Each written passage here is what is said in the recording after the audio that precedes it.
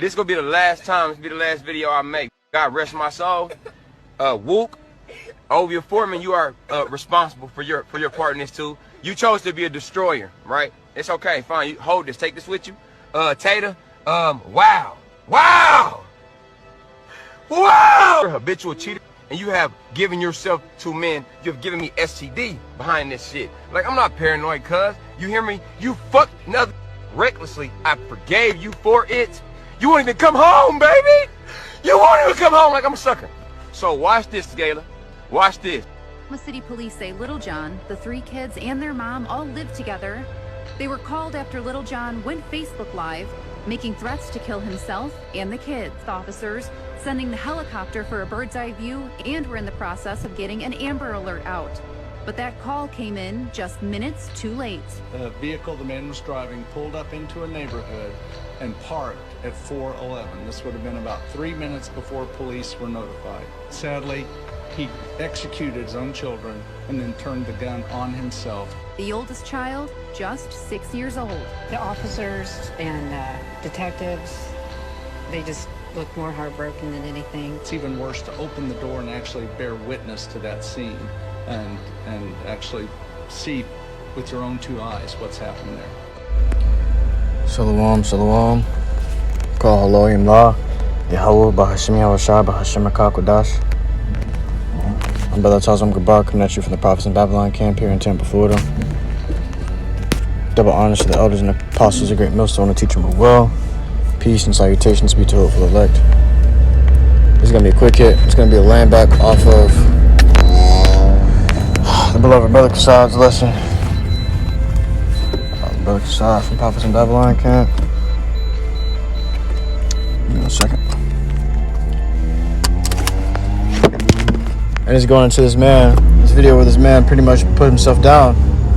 You know, he put himself down because of his woman. You know, his woman was out there being a harlot in the street, and he was very, very unhappy, man. You know, very, very unhappy. So he ended up taking himself out along with his kids, you know, that he had between him and his woman. And the man was going in about, you know, ranting on about how she gave him STDs and whatnot. He was suffering from her being a harlot, you know. And this is what you get, man, when you try to deal with the wicked woman. You can't turn a harlot into a housewife, man. Alright? This is the book of Proverbs, chapter 31 and verse 3. Give not thy strength unto woman, nor thy ways to that which destroyeth kings. Okay? Women have destroyed kings, man. You know? Give not thy strength unto woman, man. You know, you can't really be putting your all into a woman. You can't be putting your all into a woman. You gotta be putting your all into the Lord, man. First and foremost, your all needs to go into the Lord. Your woman can come, you know, she can come after all of that, man. You know, you gotta seek the kingdom of YAHAWASHI and His righteousness first, and all these things should be added unto you. You gotta remember, Scripture says a wicked woman is given as a portion to a wicked man. You know, so you being wicked, I mean, you ain't putting the Lord first. You ain't, you know, you ain't serving the Lord YAHAWASHI first and doing what you got to do for this ministry and feeding His sheep. You know, and you want a woman, she gonna come in and she gonna destroy your ass, man. She gonna destroy your ass because the Lord gonna give you over to the wicked woman. Scripture talks about the sinner shall be taken by her, but he that pleases the Lord YAHAWASHI shall escape from her. Okay, you want to be able to escape from these wicked ass women, these women that's gonna cause you stress and pressure. Then you got to please the Lord first, man. Talk about pleasing the Lord, man. Figure out how you're gonna please the Lord first, and then you can go to you know, then all that stuff is gonna be added on to you, man. A woman that's gonna be after your heart, you know, because what, you want to be after the Lord's heart, and then the Lord will give you somebody that's after your heart. And if you ain't after the Lord's heart, you know, and you out there chasing tail, man, Lord gonna give you what you're looking for. Yeah, He gonna give you some shit that's gonna end up having you put yourself to death, man. You know, and that's gonna be your judgment. Alright, this is the book of Proverbs chapter 6 and verse 34. For jealousy is the rage of a man. therefore he will not spare in the day of vengeance. Alright, jealousy is the rage of a man. Okay? You seen that man yelling in the camera, man? He was raging. That was his rage. He was jealous. She was out there being a harlot, you know, thought in the block. The scripture talks about that. Why should be a harlot in the city, man? So she was what? She was the neighborhood hoe. You know? And he at home with the kids. He pretty much the housewife. And he's sitting there burning because every time she come home with a different nigga's DNA inside of her. And she put it on him because he's still trying to be with her. You know? And he at home burning, itching and shit. And his piss burns and come out and all this. Whatever it may be. You know? He's suffering. While she out there having fun, living her life up, spreading that shit to more, man. And he over at home taking care of the kids. What she's supposed to be doing. For jealousy is the rage of a man, therefore he will not spare in the day of vengeance. And that was his day of vengeance. When he didn't spare his children, because those children were also her children. He didn't spare them because that was his day of vengeance. You know, he wanted her to suffer through his death and also through the death of his children. That's how he wanted her to suffer, man. But guess what? This was all in the hands of the Lord. The Lord say, I kill and I make alive. I wound and I heal. Okay? So what? This man was what? It was his judgment. You know? That was his judgment. A woman can be a huge torment to a man. She can be suffering to a man. She can either become a pillar of peace or a pillar of hellfire to a man. You know? And the man gonna take it whichever he liketh, man. You know? Whether you like to please the Lord, you're gonna take a woman that can be a pillar of peace. You like to please yourself, you're gonna take a woman that's gonna be a pillar of hellfire to you, man. And it's not like you're gonna take them, the Lord gonna send them to you.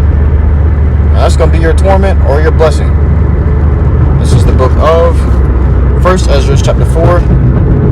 I'll start with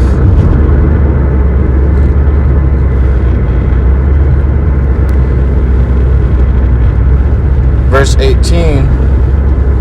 Yeah, and if men have gathered together gold and silver, or any other goodly thing, do they not love a woman which is comely in favor and beauty? So like it, which is comely in favor and beauty. So what? When a man gets his money right, you know, he gets a little wealth, he gets himself situated and taken care of. Does he not go after a beautiful woman? Does he not take a beautiful woman to himself to be what? Something that he can enjoy? Of course he does, man. It says, a man leaveth his own Salakia, and letting all those things go, do they not gape? And even with open mouth, fix their eyes fast on her? And have not all men more desire unto her than unto silver or gold, or any goodly thing whatsoever? Yeah, man, men get silver and gold just to get women. You know, they stack up their silver and gold, and they use that to lure in women. You know, woman can be likened as a treasure to a man. You know, it says, a man leaveth his own father that brought him up, and his own country, and cleaveth unto his wife. He sticketh not to spend his life with his wife. It says, and remembereth, and so like he sticketh not, meaning what? He doesn't stay with his family to spend his life with his wife. So he leaves his family to go spend his life with the rest of his life with his wife, man. It says, and his own country, and cleaveth unto his wife. So like it says, he sticketh not to spend his life with his wife, and remembereth neither father nor mother nor country. So you know, once you get with his woman, his head is up her ass, man. He forgets all about his family, his country, where he comes from, all that stuff, man. And he begins thinking upon this woman. And he begins stuck on this woman, man. It says, by this also ye must know that women have dominion over you. Do ye not labor and toil and give and bring all to the woman? So what? You gotta understand, these women can have dominion over a man. Because what? You go and work and... Hey, the scripture talks about... Yeah, actually, it's the next verse. But, you know, you go working and doing all this, doing the most to bring it back to that woman, to please that woman. You know? And this is what this man was most likely doing. You know, he put his whole life towards his woman. He gave his strength to his woman. And now he was suffering because his woman had casted him away and went to go seek, you know, entertainment from other men, attention from other men. And he gave his all for her, man. He had children with her, you know. And he felt like his world was clashing down upon him because he made that woman his world. Instead of making the Lord, YAHAWASHI, his world, his everything, he made that woman his everything. And once his everything turned his back on him, because the things in this world will, you know, he what? ended up taking his own life because he felt like he had nothing else to live for. You know, all he lived for was that woman. It says, women have dominion over you. Do ye not labor and toil and give and bring all to the woman? Yeah, a man taketh his sword and goeth his way to rob and to steal, to sail upon the sea, upon rivers, and looketh upon a lion, and goeth in the darkness, and when he hath stolen, spoiled, and robbed, he bringeth it to his love. Wherefore a man loveth his wife better than father or mother. Alright? It says, yeah, many there be that have run out of their wits for women, meaning run out of their mind. They lost their mind for women and become servants for their sakes. Okay, so this man was pretty much worshiping his woman. You know, he became a servant for her sake. And when she denied him and she was out there doing what she wanted to do, he talking about, come on, baby, I'm waiting on you to come on. You know, it's something that you would hear a woman saying. You know, but you have it to where it says here. You have it to where it says here. Yeah, many there be that have run out of their wits for women and become servants for their sakes. Many also have perished, have erred, and sinned for women. Okay, so there it is, man. And that man just perished over a woman. You have a prime example of a man perishing over a woman.